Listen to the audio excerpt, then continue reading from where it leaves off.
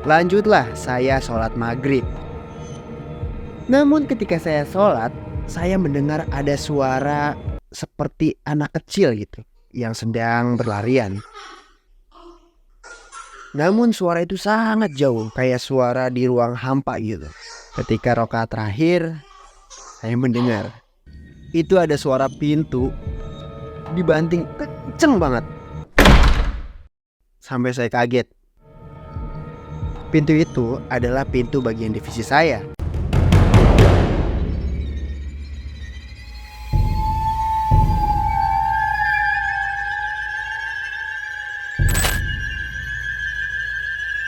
Assalamualaikum warahmatullahi wabarakatuh. Balik lagi sama gue yang akan memberikan cerita-cerita horor yang pastinya bikin bulu kuduk kalian merinding. Ya, kali ini kita akan membahas cerita dari Mas Rizky. Mas Rizky ini usianya kurang lebih 30 tahunan. Bangunan tua, bekas praktik aborsi ataupun pengguguran janin yang dijadikan sebuah kantor ataupun perusahaan. Awal mula penyewa bangunan kantor ini tidak tahu kalau bangunannya adalah bekas praktek aborsi. Hingga suatu ketika banyak sekali kejadian mistis yang dialami oleh para karyawannya. Ada salah satu berita di mana salah satu pasien aborsi ini meninggal dunia karena tak tahan dengan rasa sakitnya hingga ia meninggal dunia di tempat. Daripada penasaran, langsung aja kita bacain ceritanya. Ya, jangan dipikirkan dan jangan dirasakan karena mereka akan datang. Pasang handsfree kalian dan nikmatilah cerita ini. Ya, saya adalah Rizky, salah satu karyawan yang pernah mengalami gangguan mistik di sebuah bangunan kantor saya.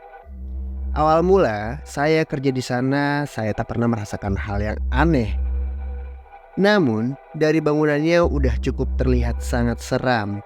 Karena bangunannya pun sudah usang. Bangunannya itu sangat tinggi langit-langitnya. Mungkin bisa dibilang ini adalah bangunan zaman Belanda dan sudah direnovasi ulang. Saya di sana bekerja sebagai marketing, mencari klien. Bahkan saya pun merangkap menjadi analisis data dan sebagainya.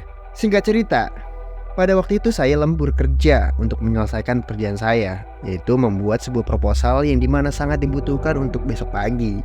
Akhirnya saya lemburin untuk kerjaan itu. Hari ini adalah hari ketiga di mana saya kerja, yang masih belum terasa ada hal-hal mistis. Namun malam ini serasa sepi banget. Hawanya sangat mencekam, dingin, dan hujan rintik-rintik. Di kantor bagian divisi saya terdapat 6 orang. Fadli, Farhan, Andri, Danang, dan Yoyo. Termasuk saya. Fadli berkata, "Ki, lu gak balik? Tanggung nih, Fat. Pak Aris mau minta bahannya besok pagi." Ya udah gue duluan ya. Semangat. So teman-teman yang lainnya. Ya udah gue juga duluan ya. Iya, hati-hati ya. Ada salah satu teman saya nih, yaitu bernama Andri. Ya udah gue temenin deh lu. Lu masih lama nggak? Ya lumayan sih. Ya udah gue temenin. Tapi masih ada slide lagi nih, tapi kayaknya lama. Iya gak apa-apa. Andri masih di samping saya nih, sambil dengerin musik. Saat itu jam menunjukkan jam 6 sore. Namun Andri dapat kabar dari istrinya kalau Andri ini disuruh pulang karena anaknya sakit. Dapat tuh telepon dari istrinya. "Aduh Ki, sorry banget nih, gue gak bisa nemenin lu sampai kelar nih. Gue harus balik ya, soalnya anak gue lagi sakit nih. Tadi bini gue telepon." "Ya udah nggak apa-apa, balik aja, santai kok." "Serius lu?" "Iya nggak apa-apa, santai, gue di sini sendiri." Akhirnya Andri pun pulang. Awal mula kejadian aneh itu saya rasakan ketika saya lagi kerja. Ada sebuah telepon masuk berdering. Saya angkat dong. Tetapi ketika saya angkat teleponnya, itu nggak ada suaranya. Halo, dengan Rizky, ada yang bisa saya bantu? Ada suaranya tuh. Ya udah, akhirnya saya tutup. Berdering lagi, lanjut seperti itu 3 kali. Sampai saya kesel dan akhirnya saya nggak angkat tuh telepon. Akhirnya saya berniat untuk sholat terlebih dahulu, karena takut habis nih ke maghribnya. Jam itu menunjukkan jam 6:30 lewat kurang lebih. Ketika itu saya mengambil wudhu. Namun perasaan saya nih ada yang janggal gitu. Kayak ada yang memperhatikan saya dari belakang. Namun saya tak hiraukan. Pas lagi membasuh muka, saya mencoba perlahan membuka mata saya pelan-pelan. Dan ternyata nggak ada apa-apa. Saya pikir bakal ada sosok yang wujud gitu di depan mata saya. Tapi ternyata nggak ada. Lanjutlah saya sholat maghrib. Namun ketika saya sholat, saya mendengar ada suara seperti anak kecil gitu yang sedang berlarian. Namun suara itu sangat jauh, kayak suara di ruang hampa gitu. Ketika rakaat terakhir, saya mendengar itu ada suara pintu dibanting kenceng banget. Sampai saya kaget.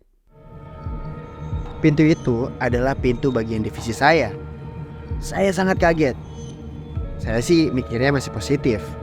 Takutnya itu adalah maling. Dan ternyata ketika saya keluar, gak ada siapa-siapa. Saya masih berpikir positif. Saya melanjutkan kerja tuh di malam itu. Masih lanjutin beberapa slide. Kurangnya saya lanjutin di meja itu. Suasana makin hening. Akhirnya saya nyalain tuh musik lah, biar ada hiburan. Pas beberapa menit kemudian, listrik kantor itu padam. Panik. Saya panik seadanya. Kira saya keluar tuh. Takutnya itu adalah modus kejahatan. Ketika saya nyalain meteran lampu itu, masuk lagi tuh ke dalam kantor kan. Pas udah sampai ruangan divisi saya, itu kertas sudah pada berantakan. Saya panik saat itu. Panik banget. Mendengar suara anak kecil ketawa sangat geli gitu. Tanpa mikir panjang, saya langsung lari keluar kantor. Saya langsung kunci-kunci tuh semua kantor. Keesokan harinya datang tuh saya kantor kan. Saya ceritain sama teman-teman saya. Mereka hanya tersenyum dan membagikan pengalamannya masing-masing. Ini adalah pengalaman dari Andre. Ya, Andre mengalami kejadian aneh ketika ia datang terlalu pagi. Pada saat itu Andre datang jam 7 pagi. Ia melihat ada wanita yang sedang menangis di kamar mandi.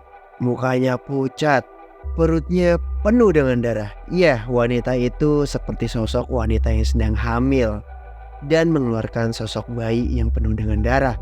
Ketika ia melihat wanita itu, Andre langsung sakit selama 3 hari. Semenjak kejadian itu, Andre enggan mengunjungi kamar mandi yang ada di belakang.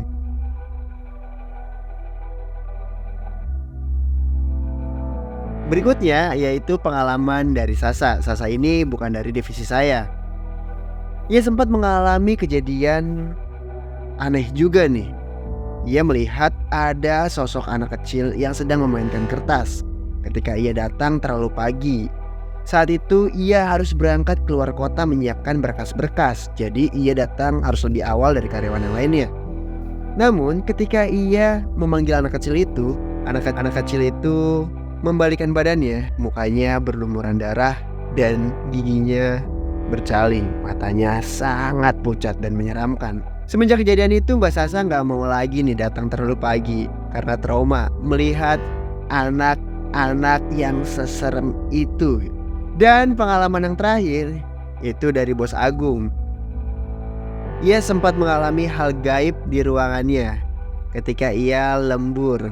Seluruh frame foto yang ada di ruangannya itu pecah. Makanya ia gak mau tuh ada pajangan di dindingnya. Jadi semua foto-foto apapun itu pecah berantakan gitu. Nah itu dia cerita singkat dari Mas Rizky. yang dimana ia mengalami kejadian-kejadian yang aneh di bangunan tua bekas praktek aborsi. Jika kalian ada pengalaman atau cerita-cerita horor lainnya, kalian bisa kirim ke email yang ada di kolom deskripsi di bawah ini. Jika ada kesalahan ataupun kekurangan dari cerita yang saya bacain, mohon maaf. Terus dukung channel ini agar channel ini semakin berkembang dan kita mendapatkan cerita-cerita ataupun pengalaman lainnya. Jangan lupa untuk di like, subscribe, komen sebanyak-banyaknya, lalu share ke teman-teman kalian. Sampai ketemu di cerita selanjutnya. Assalamualaikum warahmatullahi wabarakatuh.